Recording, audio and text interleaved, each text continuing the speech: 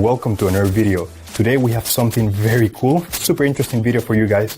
I'm gonna show you how to unlock the network of your phone to use it with any carrier. This is 100% legal. Your phone will not be damaged in any way. It is in fact very positive and beneficial to be fully network unlocked. Because your phone's resale value will increase because your phone will be compatible with any other carrier worldwide. We're gonna begin. So to start, we're gonna get the phone's IMEI number. That's a unique number for every phone. So to get it, simply dial *#06#. As you will see, your 15-digit IMEI number will appear in the screen of your phone. This number is very important. It represents the ID of your phone, and keep it somewhere close because we're gonna use it in a few seconds to unlock this phone. Okay, now we're gonna switch to the computer. We're gonna use this website to request the unlock code to unlock this phone.